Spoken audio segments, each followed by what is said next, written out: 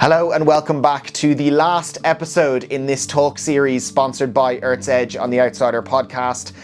Thanks very much for all of the messages that we've got throughout this talk series. It's been really, really cool. In today's talk, Jam talks all about tools of the trade, so gear that you need on expedition. There's a short segment at the start of this episode that you can definitely listen to. It's only maybe 20 minutes, half of the episode, I'd say, 30 minutes.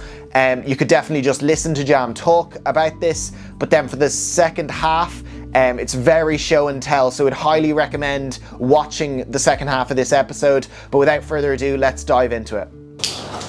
Okay guys, we're going to get started. Welcome to part 4 of our 4-part talk series about preparing for the big mountains. This one is tools of the trade. Is that a bit pixelated, is it, or is it okay? Oh, it's good, I think. There we go. Look at that.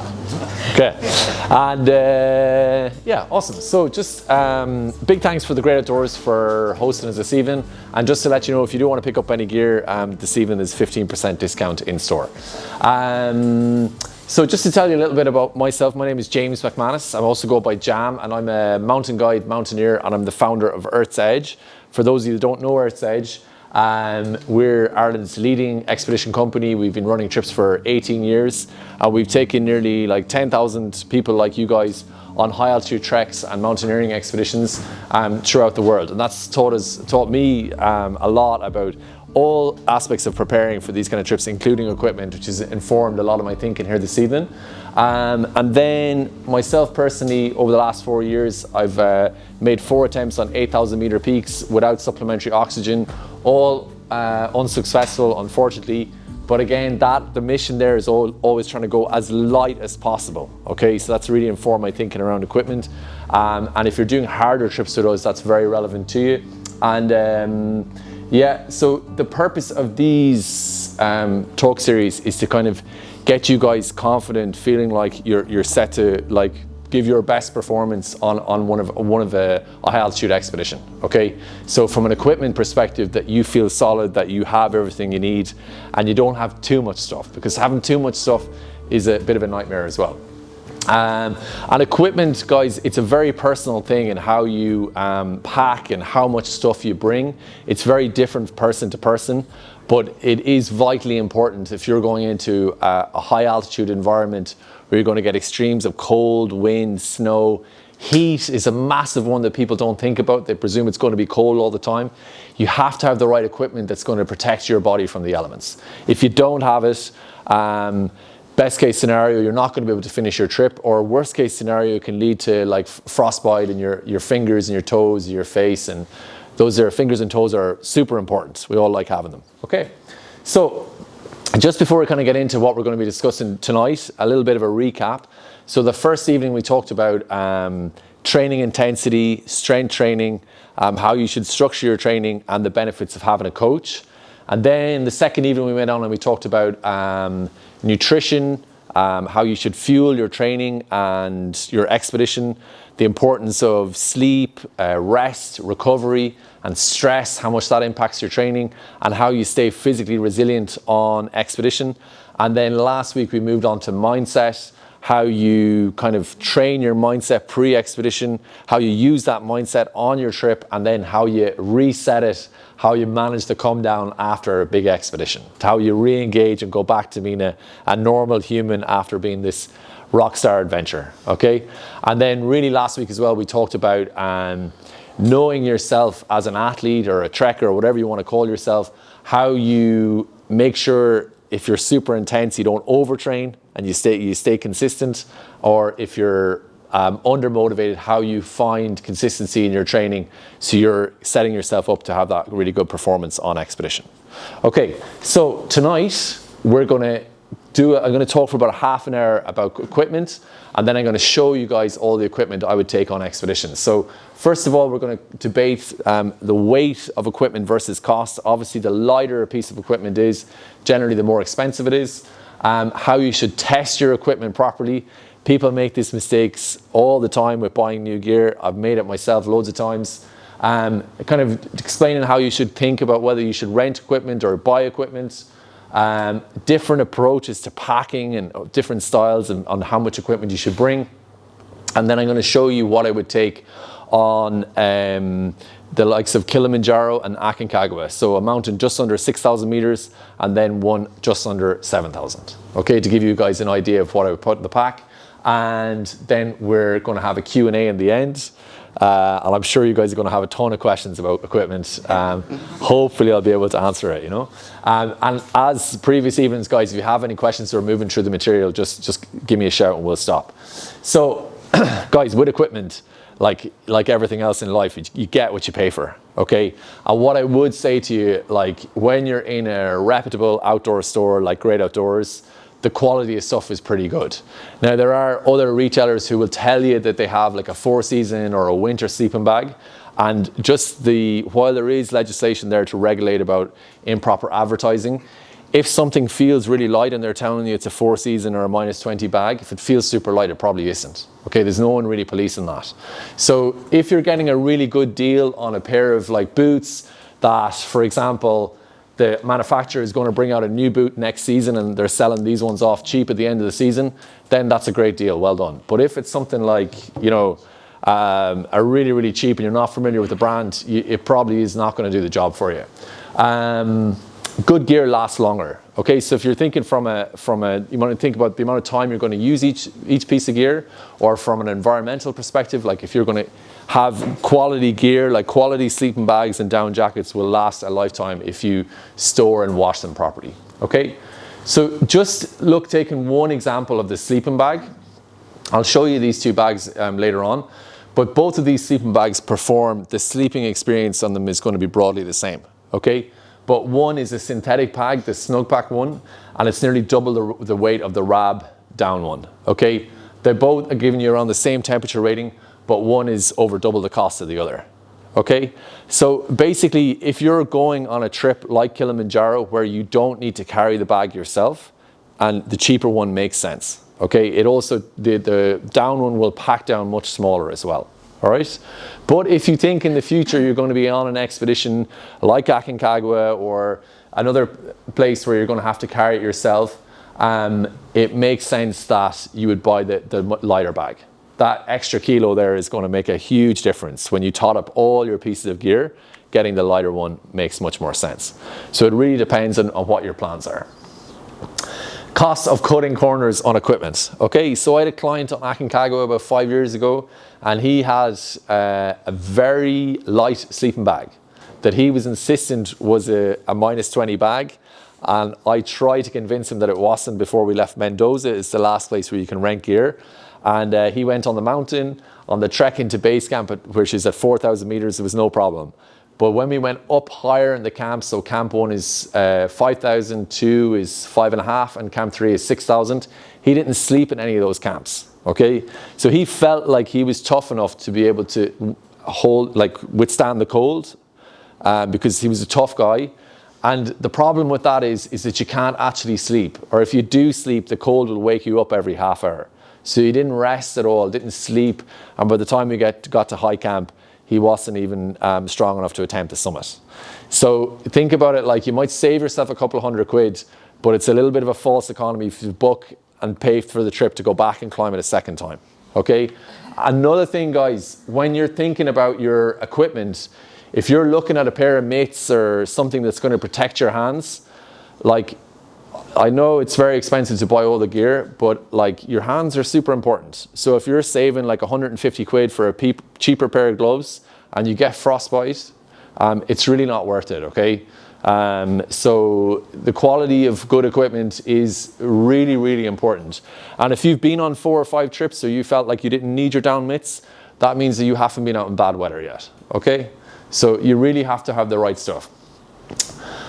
Future-proofing equipment. So how likely are you going to do more trips? Okay, so you're off to base camp next year, yeah? I am, yeah. That's exciting, okay? Now chances are you're going to love it and you're going to want to do more and more trips. but maybe you're going to hate it. So you have to try. No, I'm just joking. So maybe you just got to weigh it up. You got to think about it like you are likely to want to do more and more trips, and basically you kind of have to think ahead.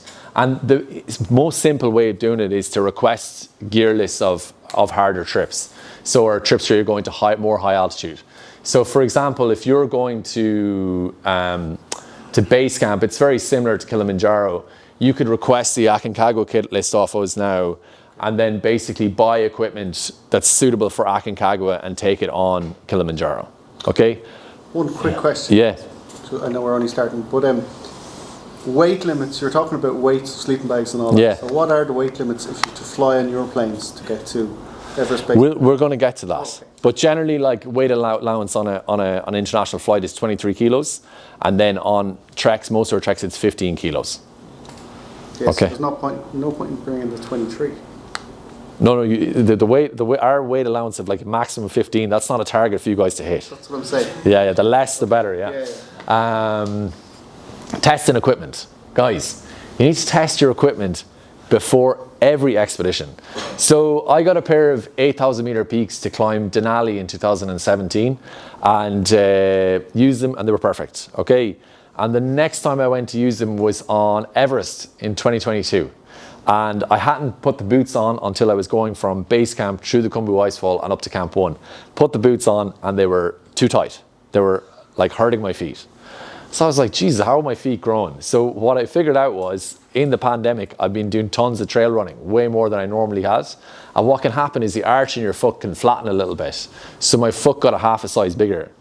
Okay, now luckily I was in Everest Base Camp, which if you've had the experience of going into base camp, there is like a constant traffic of helicopters coming from Kathmandu up to base camp, flying everything in. So I was able to get another pair of boots in to the right size. But if you're in a base camp, it's more remote. Like next year I'm going to Burunse, which is in a more remote part of Nepal, and your boots aren't the right size, you're totally goosed. Okay, so you need to try them on before every trip. Anything touching your skin is important, but your footwear is most important. So the first thing you want to do is you want to try them on and test them out in store. So when you come into a shop like this, the first thing to say to you guys is they'll actually measure your feet. All right, and everyone's feet are different. The width of your foot and the height of your toe box, it's different in all of us.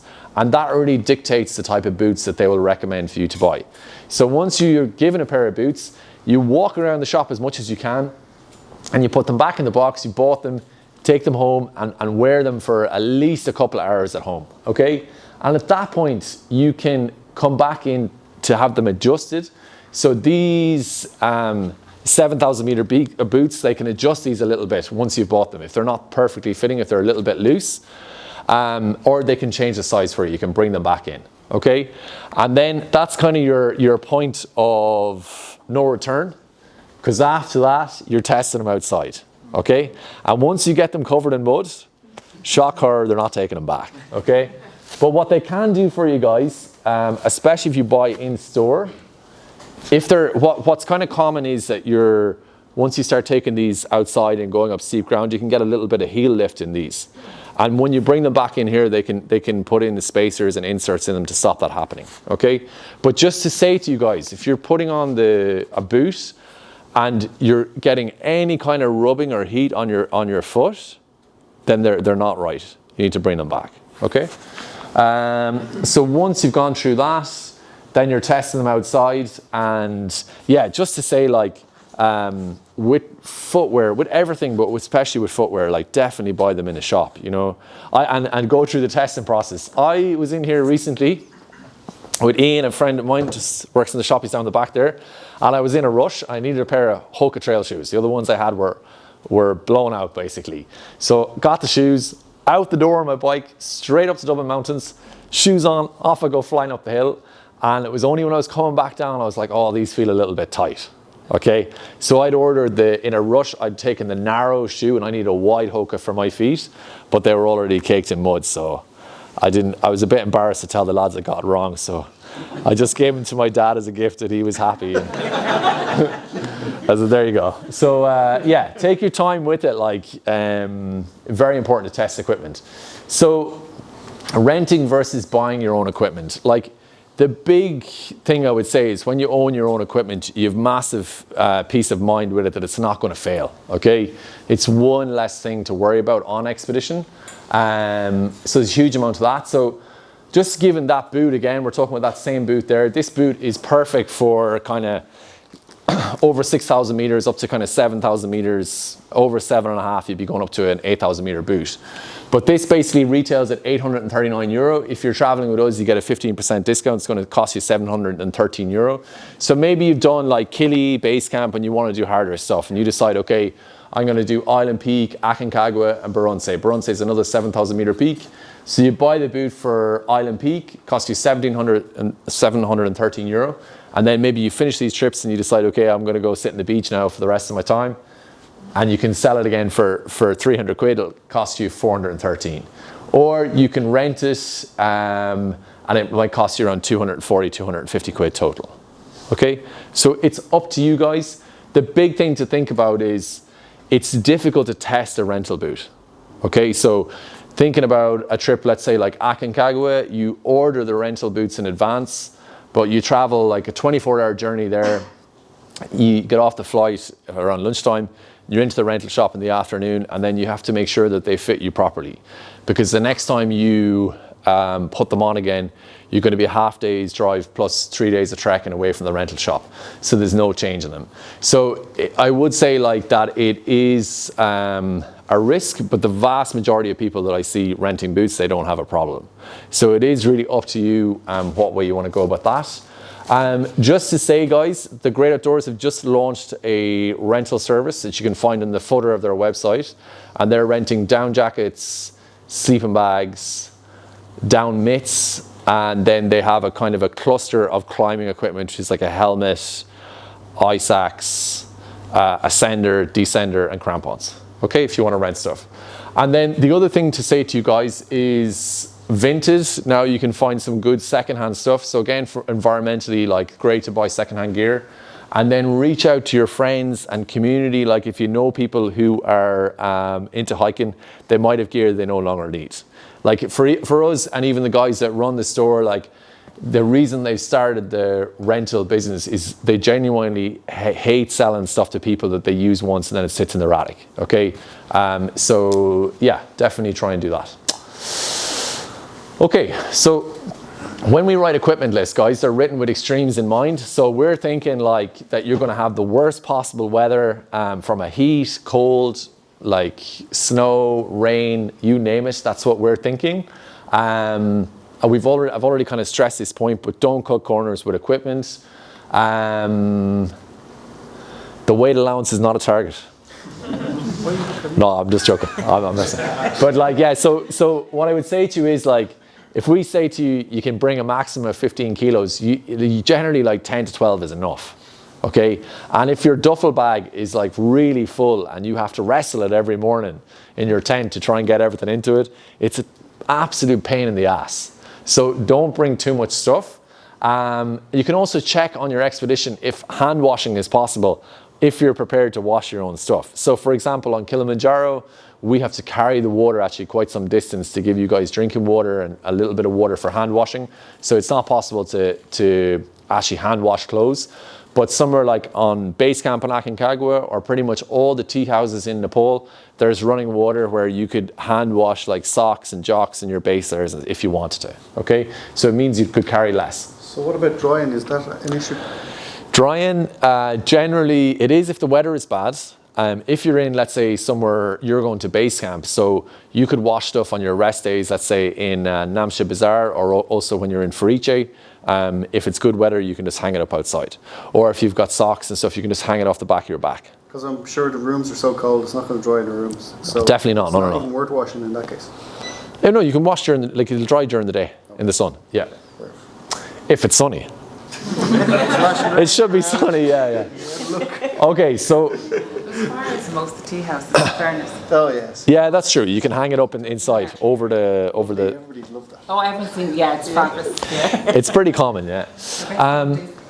So, guys, different approaches to packing. So there's no one approach to this. And everybody really is different in what works for them. I was kind of mentioning it last week around food, is to take notes of what you use. Massively important. You kind of learn what works for you. And generalizations are never fair. But the Americans tend to go very heavy with equipment. This is a shot of someone on Denali. So if you haven't been there, the culture there is you're carrying about 30 kilos on your back and you're dragging a sled of around the same, okay? Now, they have lots of stuff with them. So I think it's a cultural thing, you know, like generalization, some Americans go super light, but in general, they have bigger houses, bigger cars, really like their gadgets, and they like to have a lot of comfort on expedition. The issue with that is that extra weight, if you're carrying it, absolutely kills your energy. Okay, like every gram counts if you're carrying your own stuff.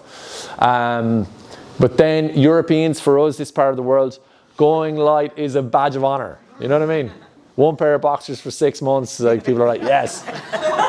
But yeah, it's a real thing. The issue with that is when conditions are bad, it can get very uncomfortable. Okay, if you've got really lightweight stuff, and you're not warm enough, and if you're cold, when it gets hard, your morale is going to go a little bit lower, okay? And you're going to be looking over at the American guys with all their stuff going, oh my God, I wish I was in there, okay? So just to give you an example, you need to expect the uninspected. So we climb Kilimanjaro at Earth's Edge in the dry season all the time. I was there in 2019 and it rained every day for 7 days.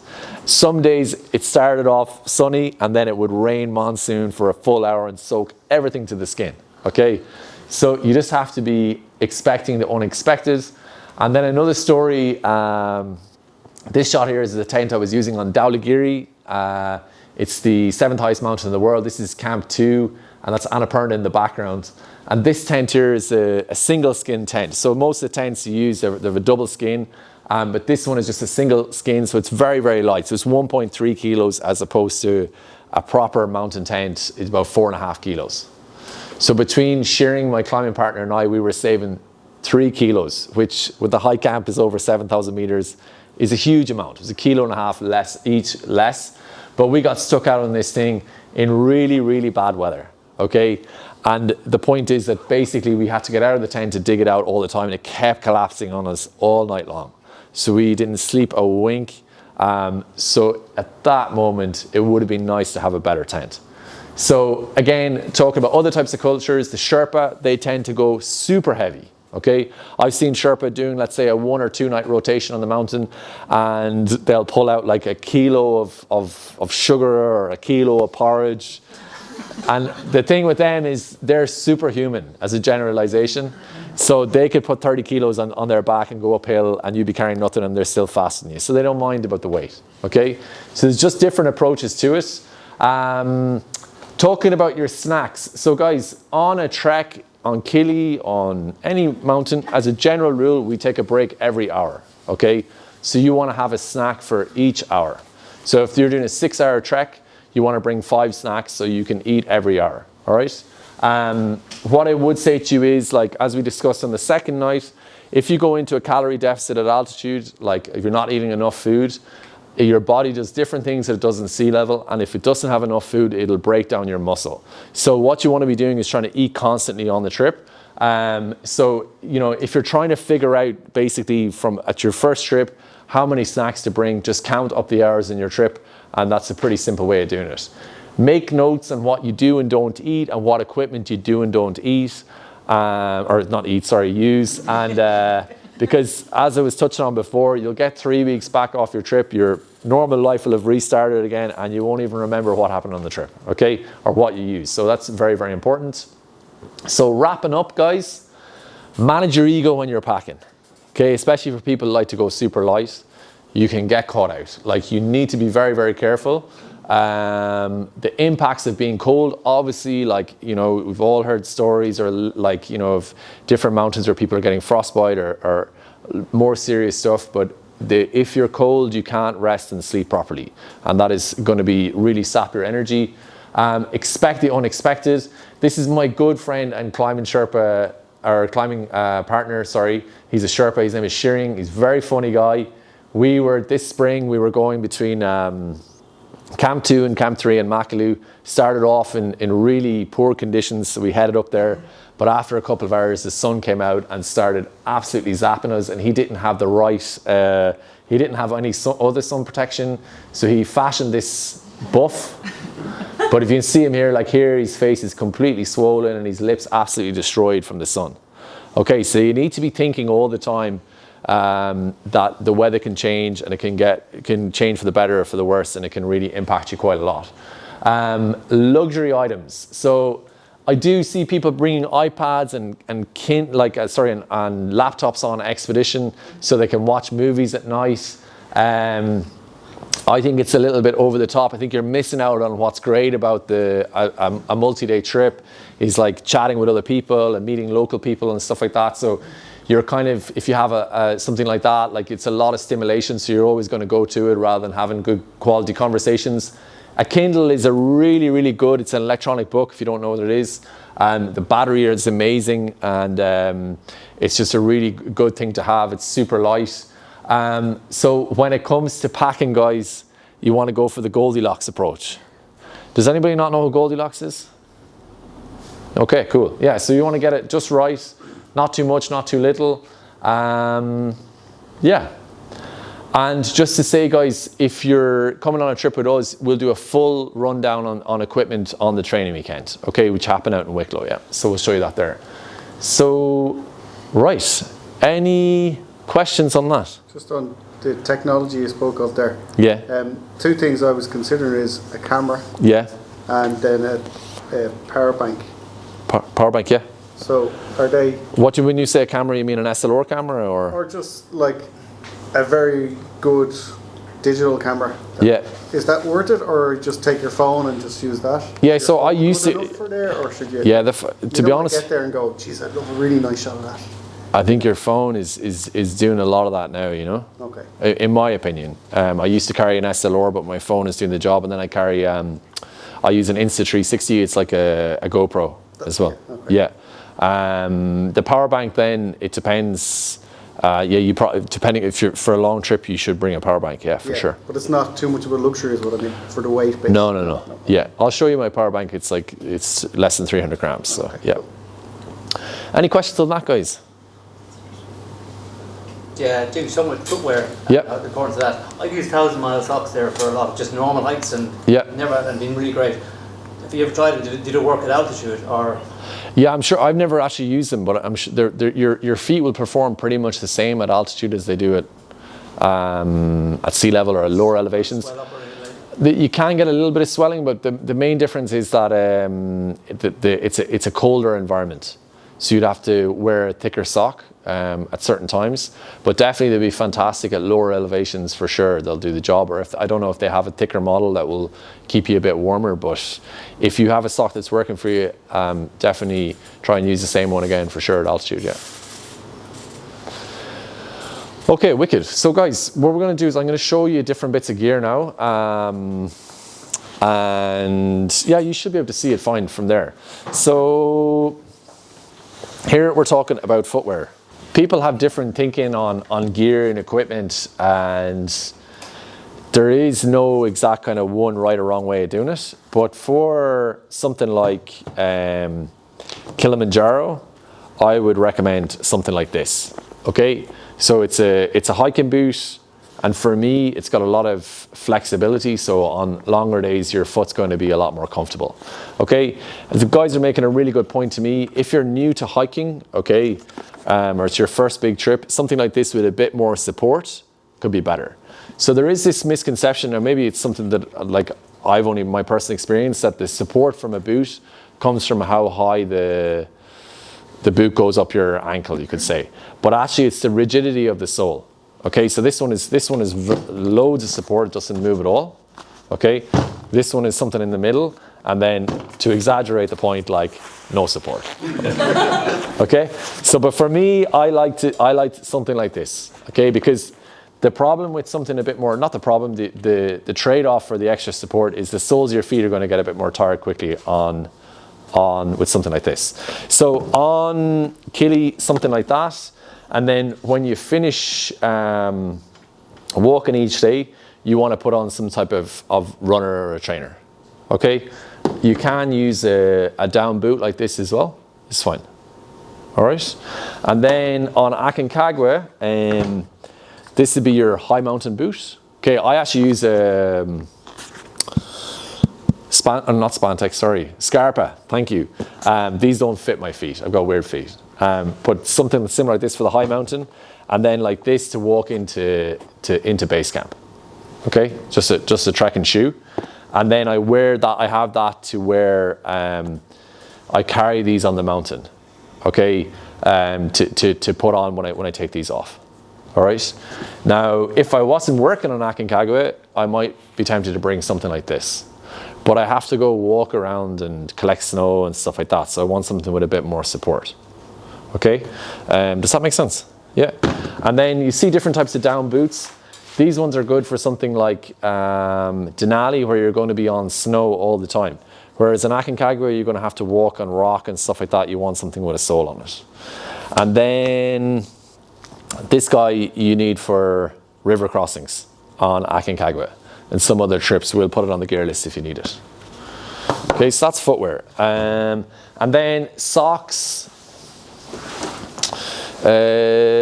These are crampons, guys. We can talk about them in a bit more detail if anyone is needing these on an upcoming trip.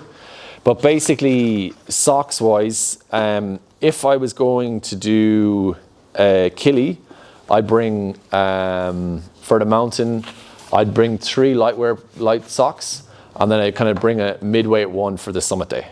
Okay, so on any trip, when you're going for your summit or your long day, you want to have fresh socks. Especially if it's something like Aconcagua where it's going to get cold, you want to have very, very fresh socks. You don't want to wear them in advance. You want to put them on like super clean. So with Killy, I'd have one of these and 2 or 3 of these. And then on Aconcagua, I'd have this to be my summit sock, just wear that for the summit. And then I bring, on the upper mountain, I'd bring one lightweight pair and 1 medium weight pair. Okay? And I'd also bring, for Aconcagua, I'd bring an extra pair of these for the walk-in to base camp. Okay, but for the walk-in, it's like super hot. It's like 40 degrees. Okay? Is that all right? Then, okay, these is not my underwear, but anyway. Undies, to be totally honest with you, I'm just in a frame of mind from my harder expeditions to go super light. So on Killy, for the mountain itself, I bring 2 pairs of these. And I'd probably wear the same pair for the full 7 days. And then I'd have an emergency pair if I had an accident, basically. Yeah. And for Aconcagua, I bring for the whole trip, I bring 3 pairs. So I would, you can laugh if you want, just be honest with you. So I'd wear one for the 3 days into base camp. When I get to base camp, I'd hand wash it, and then I would have that for the walk back out, and then up the mountain I'd bring 2 pairs. Okay, same again. Emergency pair and wearing pair. Yeah, so that's your feet. Is that cool, yeah? Okay, brilliant. So we're moving on to the legs over here now, guys. So we have this is actually a really, really good plan. So we have these are zip-offs, but a pair of trekking shorts. I don't really bring these that much on expedition before because, shock horror, it's pretty easy for me to get burnt, okay? And I've kind of accepted now that I am the way I am, so I'm not trying to get a tan. Like, don't try to get a tan on expedition, it'll go badly for you. But you can bring shorts. For lower down, it's nice to have them if you want. The zip-offs are good. But I would generally be bringing, on Killy, I probably, yeah, I suppose because I'm working, I'd have 2 pairs. Because if I spill something on these, like, I need to remain somewhat professional, so I want a clean pair, okay? But maybe the zip-offs and 1 pair of these would be fine. And then I have the long john pants. Okay, so you're just wearing these maybe at the higher camp, you might need them. And then maybe you might decide if it's a very, very cold summit night, you might be wearing these. And then also on Killy, you'd have your waterproof pants, okay? So if you have a lot of wind on Killy, you're wearing the thermal tights, the trekking pants, and you're putting these on over the top. Now, what you want to do with these is make sure they have zips all the way up so you can take them off over your boots. It's very important. So on the same with that in Aconcagua, and then I'd also have these are down pants, okay? But generally I find that the tights, the pants, and the waterproofs are enough for Aconcagua, but these are just kind of backup because I have them, okay? Any questions on that so far? James, can I ask you on the waterproofs? Yeah. So those are kind of your standard waterproofs. They don't have the bibs and the braces and Yeah. the crack. Is that okay for everyone? Yeah, the bibs are it is totally fine, yeah. Yeah. The bibs are going to be a bit of a faff, I think, as long as you can keep them tight around your waist, it's fine. Yeah. Yeah. Any other questions on that? All good? On experience, what rain gear breathes the best? Always. Yeah. No matter what I buy, it's never kind of. It can't be waterproof and breathable is the way I look. Yeah, I mean, to be honest with you, in my experience, if it rains really hard, there's only one guy for the job. The poncho. This fella. How much are these? Yeah, 50 quid.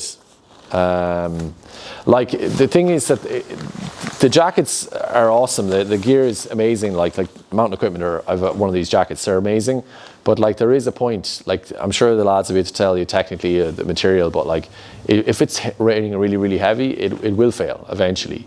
And the other thing is, if you're moving pretty hard, which you shouldn't be at altitude, you're going to get wet through your sweat. Okay.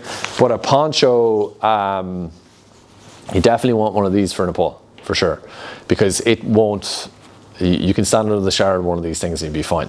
But it's not breathable, and you just need to be a little bit careful. If it gets super windy and it's blowing up over your face, if you're on technical ground or whatever, it's not ideal, but definitely important.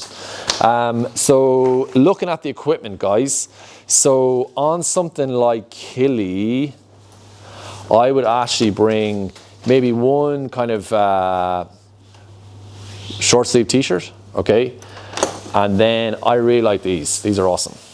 This is a Black Diamond. It's a long sleeve hooded base there, okay? And it's long, it comes down over your hands, and the hood is really, really big, so you can get it all the way over your cap, and it's fully protecting my skin. So I have two of these, so I would bring two of these on Killy. And then for the evenings, this is what I carry. It's actually a new. I was testing this for a friend of mine. He's got a company called Out West. They're a new brand coming online, Irish company, really awesome. This is merino wool. So I'd wear that for the afternoon and the evenings. And it's got a hood as well. Okay? Yeah, or something this is a long sleeve base layer. For merino wool one is really awesome as well. So just to kind of clarify that then, going up the mountain on Aconcagua, I'd have this. And this, that's it, really. And maybe if I was going on Killy, I might bring one more, but that's it. Okay, I don't like to go pretty light. And then I have a mid layer, okay, so a soft shell or a fleece, okay. I think, to be honest with you guys, one of these is enough. We have two, but I would carry one. Then you have your rain jacket, okay. And then depending on the trip you're doing, this is a jacket is perfect for Kilimanjaro. And then if you're doing something like Aconcagua, you need a much heavier jacket. So if you're going into a shop and you're buying this and you're not sure, it needs to be massive, okay? That's what you need. Because most of the time you're going to be using this on a big mountain, obviously the summit day, but you're also going to be hanging around. And it wants to be really low, long on your backs. If you're standing over, you're bending over, you don't want your arse sticking out, basically. It's nice to have a big jacket. Okay? Any questions on that, the upper body? What's your take on waterproof down jackets? My take on waterproof down jackets is that there's a really nice one. Do you still have that Batura jacket? Yeah, I'll show it to you there. So Rab have brought out a new one. Well, I don't know how new it is. I've never seen it before. What I would say, like, proper waterproofing makes it probably not pack down as much. And when it's cold enough to wear a down jacket, it shouldn't need to be waterproof because it's snow falling on you. It should just fall off. And with the down jacket, guys, just to say that on a big mountain expedition, they're designed to go over your, yeah, look at that, like, jeez. That's not a jacket. Yeah. Yes, this is Rab's, like, top half of their 8,000 meter suit now. So this is the kind of thing you're talking about, yeah? I was just curious because I heard a lot of talk about once the outer shell becomes waterproof, it just traps your sweat inside and the down slowly becomes less effective. Oh, okay. And I'm wondering, is that just internet bullshit or is that actually something you come across? I think, like, when we're talking about sweating when you're wearing something like this, like, you shouldn't be working at an intensity where it's sweating through your base layer and into your soft shell jacket. I'm sorry, I've never heard that before. Like, if you're moving that fast at altitude, like, take the down jacket off. Yeah, I mean, but yeah. So I don't know on that side, but I know this, like, it won't pack down as light as this. I would have. It's bigger, no? Does this come with a stuff sack? Does it? Yeah. Oh yeah, cool. Okay, maybe it does. So, is that answering your question? Yeah. Yeah, I was just curious about it. Yeah. Was it a real thing or was it? Yeah, I don't think so, to be honest. I think you need to be sweating a lot. What's that? It's a lot more difficult to stuff it down as well. That one, I can imagine, yeah. Whereas if you're taking your jacket on and off and you're stuffing it in the stuff sack, it's a bit more work. Okay, perfect. So guys, thank you very much for that. So moving on to your hands now, right? So on Kilimanjaro, you need a pair of kind of standard liner gloves, okay? So you're going to wear these if it gets, like, a little bit cold, or on the summit night you have them on like this, and then you got your big down mitts on. And what you do with these guys is you attach them onto your arm like this. Hold on now, I don't want to damage the label here.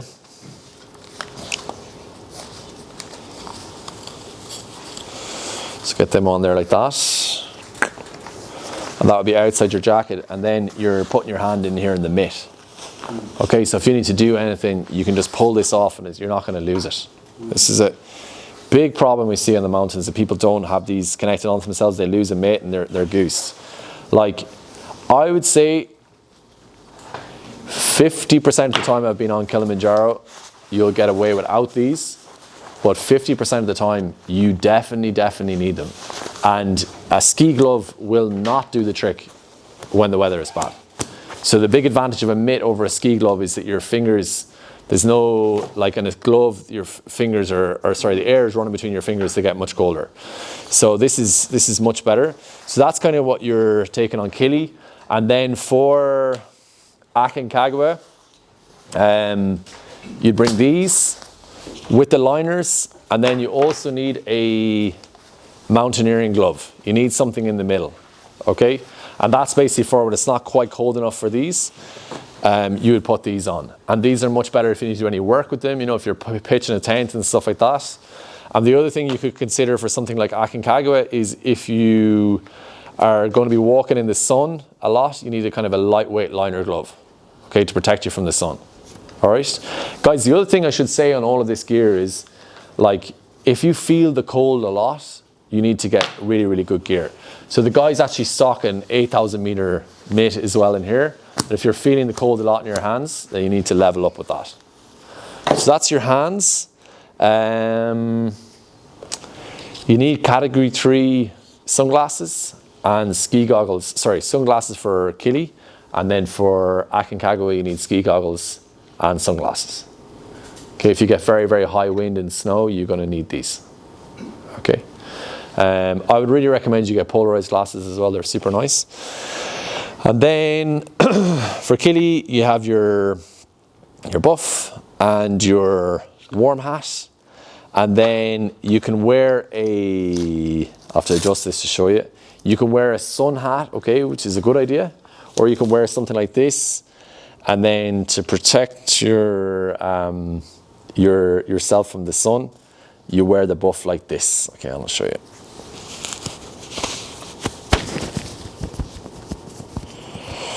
Like this. Like that, okay?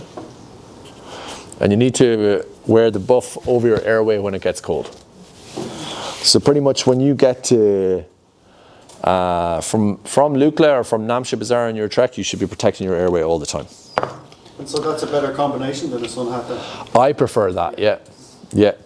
And then if you're going to be wearing a helmet on a trip, you need a helmet hat, because if you've got a huge head like me, you can't get a helmet on underneath this thing. Okay, there guys, all good? Perfect. So what are we on to next?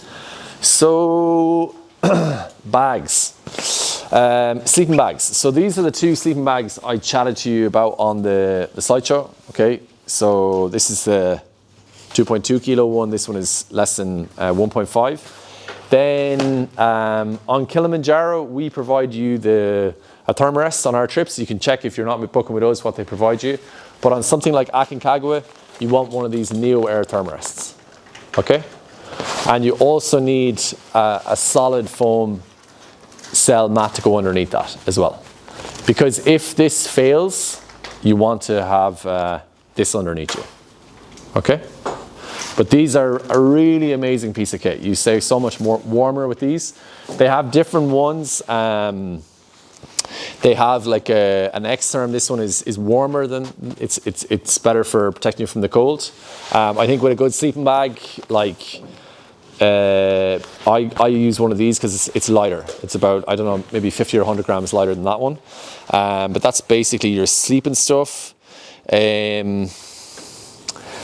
A sleeping bag liner, you should be using one of these.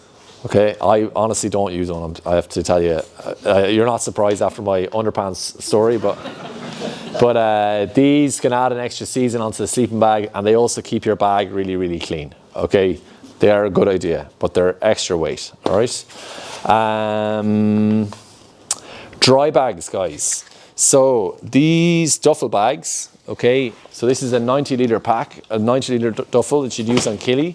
And then for Aconcagua, you need at least like 120, but 155 is better.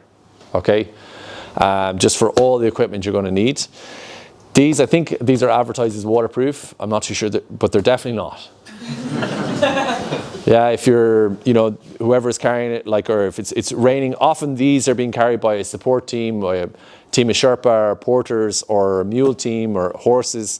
And if it lashes rain, we can all put our poncho on, but this bag could be miles away from you.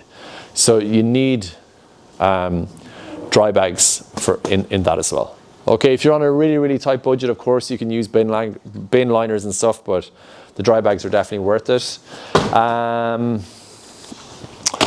Let me see. So on Kili, you want a backpack of around 30 to 35 litres. Okay, this one is perfect. Okay, Osprey make amazing packs. They're really, really cool. I have one very similar to this that I use on something like Kili like that, okay? They're really, really comfortable. And they also make very, very comfortable bags for bigger trips. So this is a 65 litre pack. It's perfect for the likes of Aconcagua or Barunse, where you're going to be carrying more of your stuff. And this is like state of the art, extremely comfortable. This pack weighs 2.2 kilos, okay, which is pretty standard. They have one that's nicer over there that's 2.8, and they have an entry one which is 1.6 kilos. So the heavier it is, the more comfortable it's going to be. This is the pack that I use on 8,000 meter peaks. So it weighs 800 grams. Yeah. What are your thoughts on framed versus frameless? Frameless is going to be much less comfortable, but it's going to be lighter. So there is a really light frame in this, but you can take it out. Okay, so it goes down, I think, to 600 grams. But the difference here, guys, like you can just see like when you put 15 kilos in this and it's on your back, like it literally digs a hole in me, yeah, for sure. It's all about weight for you. Like. Yeah, it's all about weight, yeah.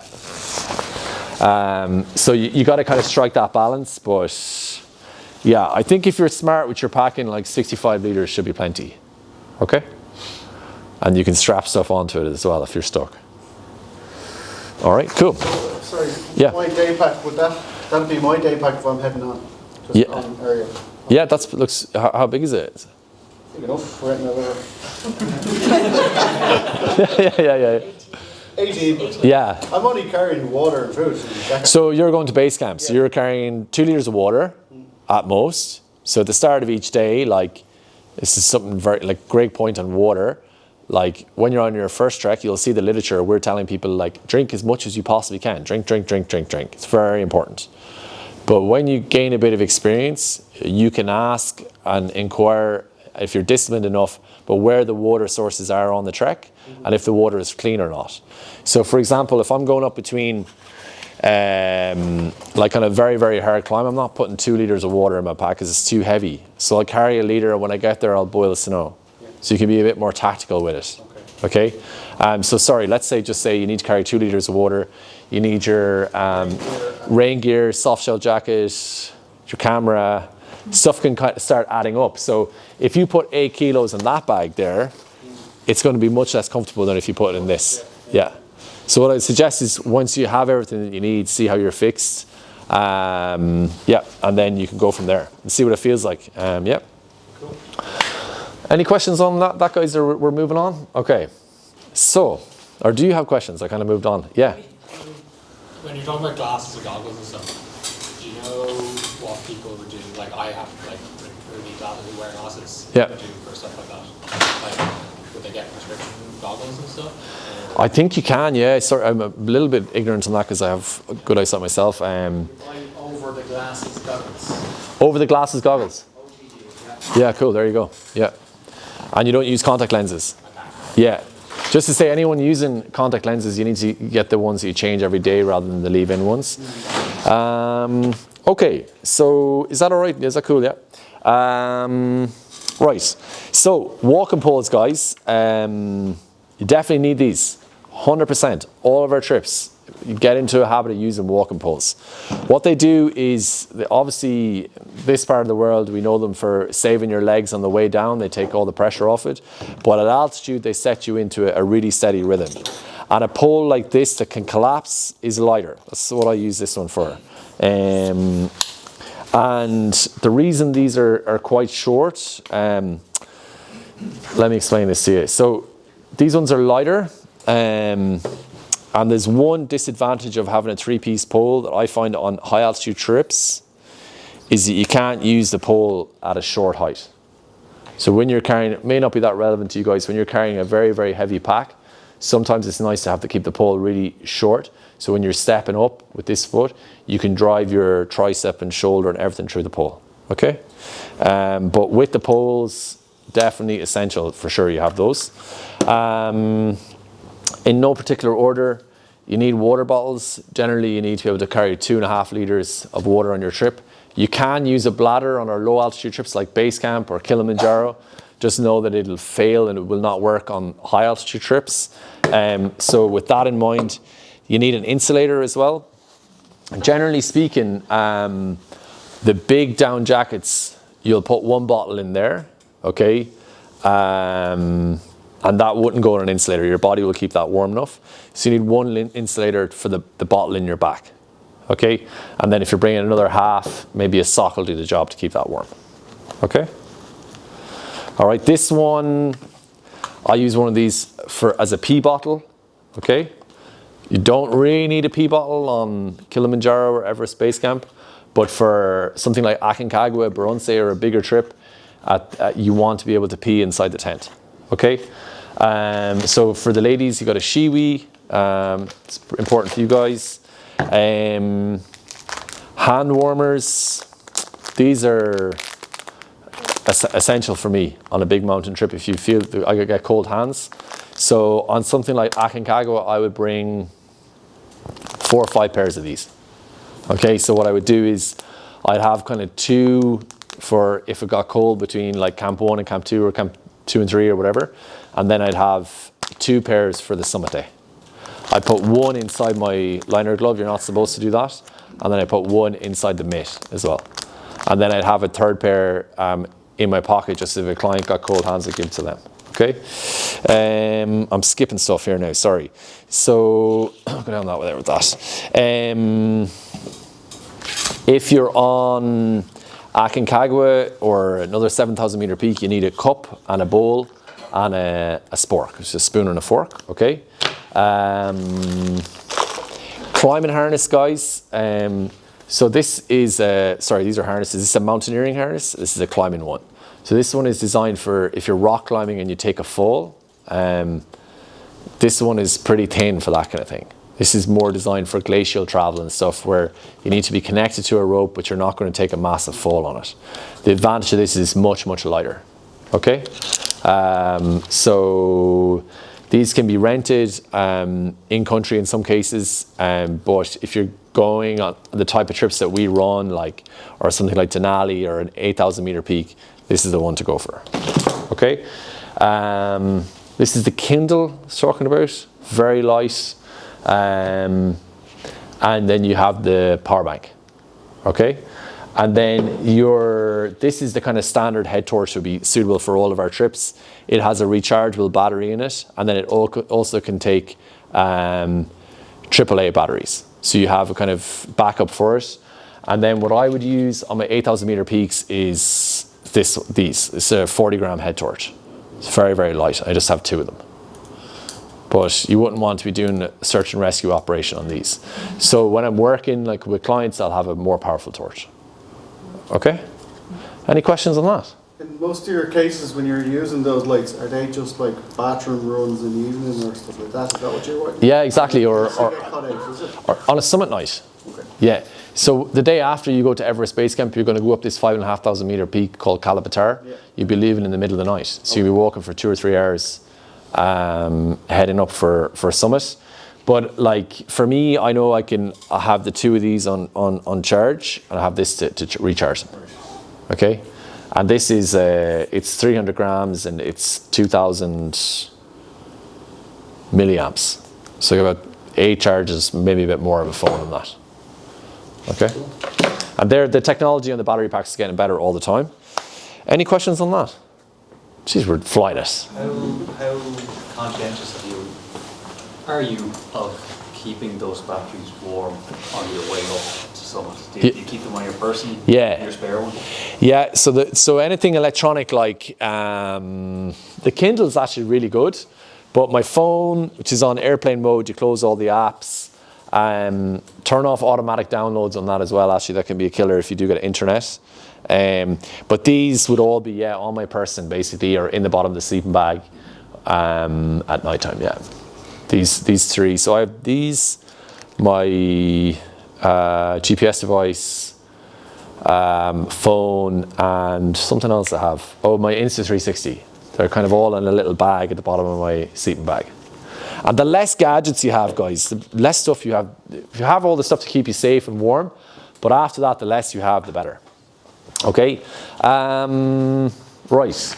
So I didn't want to get into the weeds of a first aid kit. Okay, we obviously have a doctor on our trips at Earth's Edge, so they have like a 17 kilo massive trauma bag. We have pretty much everything in there. It's like a walk-in hospital.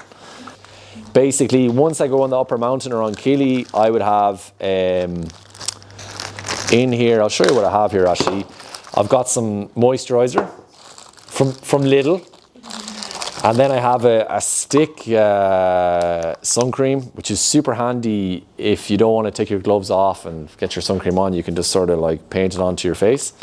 And then I have just a little SPF 51, because really it's just my hands and stuff on my face that I'm ever using it for. Then I have two kind of SPF lip balms. This is like a nasal Vicks thing, toothbrush, toothpaste, a nail brush, a little nail brush. This is super handy, and these are good. And then I just happen to have a lighter in here, and then the only other thing I'd be taking with me would be wet wipes.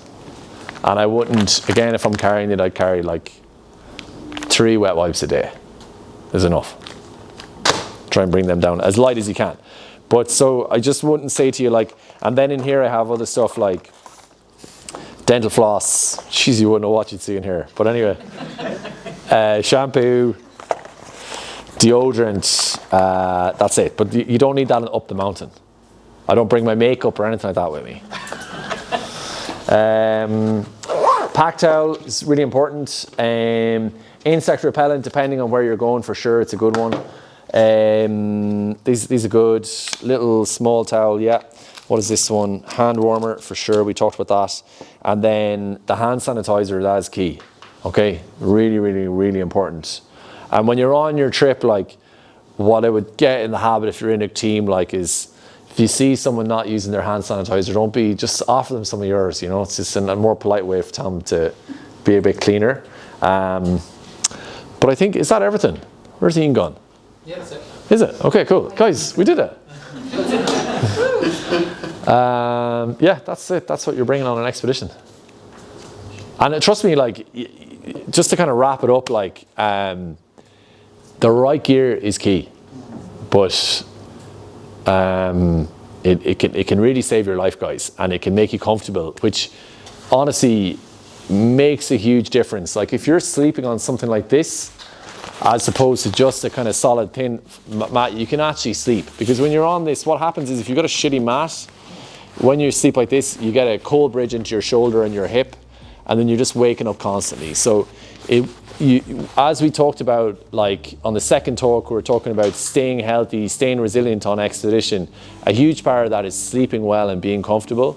So you need good gear, like the big down jacket. If you're at a 6,000 meter camp and you're hanging around, you're chatting to people, having a cup of tea, you want to be warm, okay? It makes a huge difference, because what you want to be doing on big mountains is your focus should be staying present, enjoying it, winning each day, but getting up to the high camp in good condition, in a good mindset, and then you've got a good chance for summit. If you're cold or you're not sure about your gear, it can put a doubt in your mind, and that's when things can unravel quite quickly for you. Okay, thank you so much for listening, and if you have any more questions, just shout, and then I'm here, and the lads are around. If you have any questions on gear as well, give us a shout. Thank you.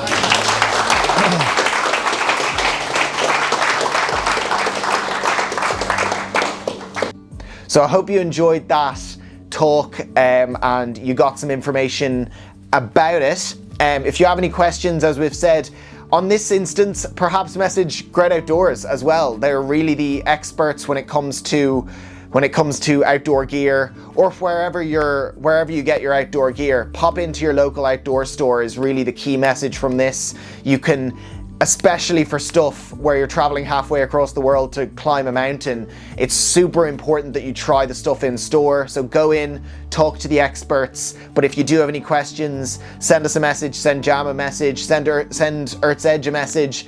And thanks very much for all the engagement that we've had in this talk series. It's been really, really fun, and we're gonna keep going with this sort of format. We're definitely going to still have our long form in-person conversations. We have a few of those lined up that'll be really, really fun. But in the meantime, thanks very much for all the messages, and see you very soon for another episode.